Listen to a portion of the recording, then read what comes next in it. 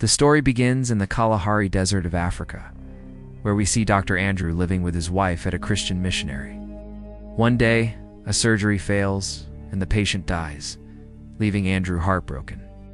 Just then, a man arrives and warns them that militant groups have entered the area and are specifically targeting Americans.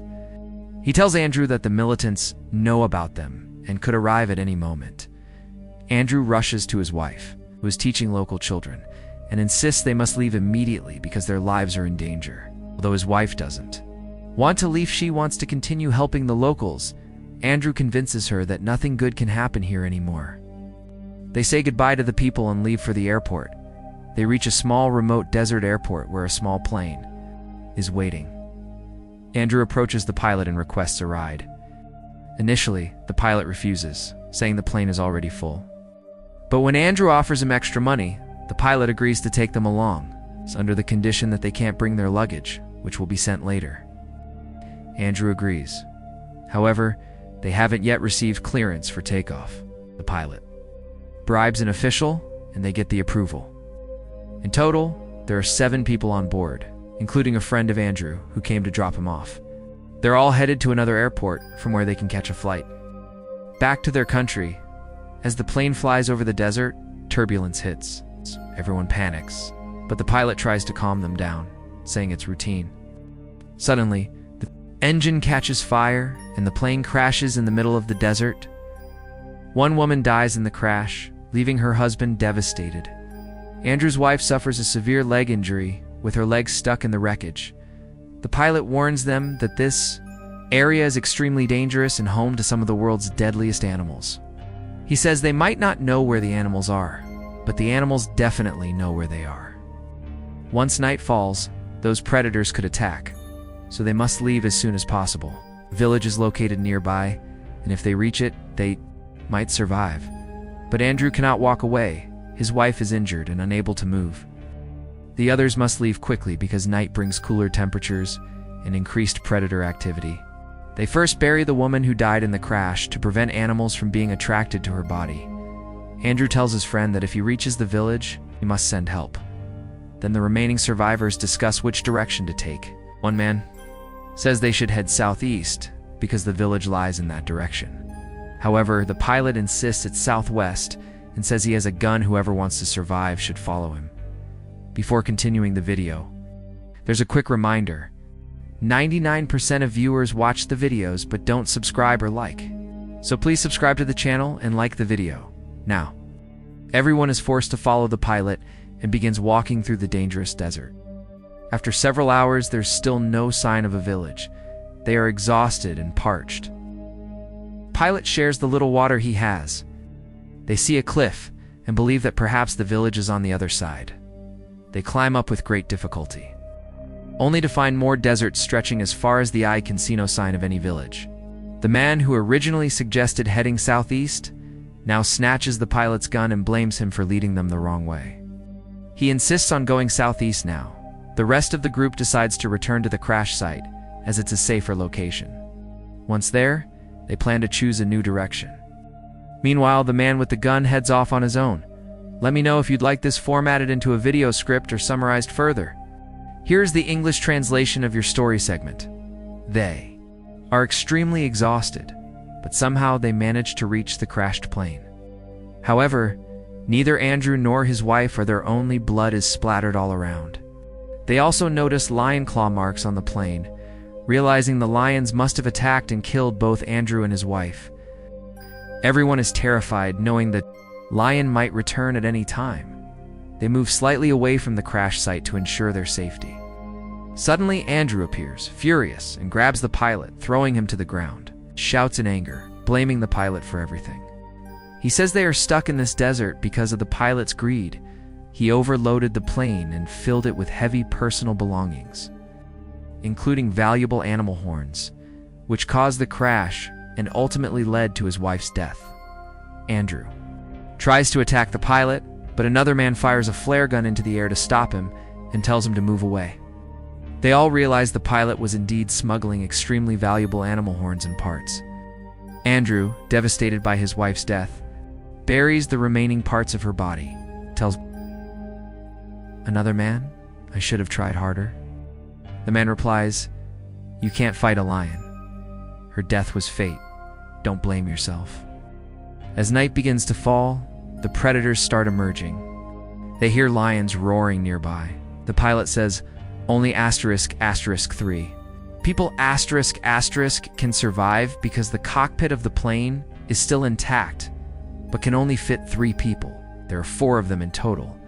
They decide to flip a coin. Whoever loses the toss will have to spend the night outside guarding the fire. Man loses. The others explain to him that he must stay awake and keep the fire burning all night, because as long as the fire is alive, the animals won't come near him. Andrew, the pilot, and another man enter the cockpit. Hours pass. Outside and sees the fire is dying and the man outside has fallen asleep. The pilot wakes him up urgently and tells him that if the fire goes out, the lions will attack because they already know the group is there and are lurking nearby.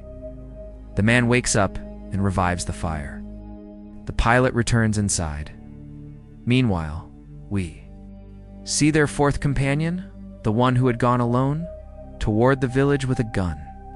He hears lion roars and fires a few rounds in the dark. But to no effect. The sound of gunfire reaches Andrew and the others inside the cockpit. They realize the lions must have killed their companion. Outside, as the man who had fallen asleep earlier dozes off again, and the fire dies. Now the desert lions surround the plane, growling. Andrew decides to go outside to save the man, and opens the cockpit door. A lion tries to enter, but they manage to shut the door just in time. In the chaos, they discover a snake has entered the cockpit and bites one of the men. Andrew, being a doctor, immediately ties a tourniquet above the bite, cuts the wound, and lets the poisoned blood drain, out preventing the venom from spreading. They survive the night cramped inside the cockpit. The next morning, they step outside. Andrew is completely broken, physically and emotionally shattered. He has lost his wife and suffered beyond his limits. ... Let me know if you'd like this turned to a narration script or shortened further. Here is the English translation of your provided story segment. Andrew had seen his companions die before his eyes, so now doesn't want to go anywhere. The pilot insists they must head toward the village, especially since they now know the correct direction, but Andrew refuses. He says he won't take another step. Meanwhile, the companion who was outside during the night has also been killed by lions. Now, only 3 people remain. With night approaching again, they know the lions will return to hunt. Andrew urges the other 2 to go without him, stays behind. The pilot and Andrew's injured companion begin walking toward the village. Man can barely walk due to his injured leg, but they push forward slowly. Suddenly, they spot a vehicle approaching in the distance. They're overjoyed. The vehicle stops, and a few people get out. Unfortunately, they are from the *** militant. Group ***, the same group that Andrew, his wife, and the other Americans were fleeing from earlier. They recognize Andrew and shoot him down. Andrew's companion begs them not to kill him, saying he's a good man. They ask, "Are you his servant?" The companion replies, "No, I work with him. He helps people like us. He's a doctor who treats the sick." They check the crashed plane and find a stash of animal horns, which makes them even angrier. They accuse Andrew of stealing from their land. "You Americans come here, loot our country, and take our wealth back home," they yell, just as they're about to shoot Andrew. The pilot confesses that the horns belong to him, not Andrew, before they can shoot the pilot. Andrew's companion, a local African man, tries to intervene, but they shoot him dead. Now only Andrew and the pilot remain. One of the 3 militants says he's going to fetch the main truck to transport the goods and orders, the others to guard the 2 men. Andrew and the pilot are forced to sit on the ground at gunpoint. Several hours pass, the 2 militants guarding them grow tired and drowsy. The pilot realizes this is their last chance to escape. He attacks one of the guards and shoots him. The other guard wakes up and tries to shoot, but Andrew grabs his gun, saving the pilot. A struggle ensues, and during the scuffle, the 2nd militant is accidentally shot and killed. Andrew tries to save him, but it's too late. He's devastated. His life's purpose was to save lives, not take them. The pilot tells him, "We have to get out of here. I'm not leaving you behind." Andrew is badly wounded, but with the pilot's help, they push forward slowly. Eventually, Andrew collapses and says, "I can't go any further." The pilot motivates him and points to a rock formation nearby. He says he'll leave Andrew there and go ahead to get help. As he helps Andrew climb, Andrew slips, but the pilot doesn't give up. He lifts Andrew and finally gets him to the top of the rock. From there, they see the village in the distance. If they had come this way earlier, everyone would have survived. But they had taken the wrong path. Now the lion that's been stalking them is nearby, can smell their blood even though it can't see them yet. The pilot knows the lion won't leave until it makes a kill. So he makes the ultimate decision to sacrifice himself so Andrew can live. He smears Andrew's blood on his own body to attract the lion, tells Andrew to escape toward the village, and runs in the opposite direction. The lion chases the pilot and kills him. Andrew, though broken and exhausted, starts walking toward the village. But after a short distance, he collapses. At that moment, hyenas approach to attack him. Andrew musters all his strength, stands up, and tries to scare them off. But instead of backing away, the hyenas charge at him. Just then, a bolt of lightning strikes between them. The hyenas flee in fear. Andrew collapses again as rain begins to fall. In that moment, he feels as if his wife has come to take him. He sees visions of her. And with that, he falls unconscious. After a while, the rain stops. 2 villagers appear and find Andrew lying there. They lift him up and take him with them. Andrew survives, but everyone else's wife, the pilot his companion has, been killed. And with this, the movie ends. Let me know which movie story you want to hear next. Drop your suggestion in the comments. And if you like this video, don't forget to like and subscribe.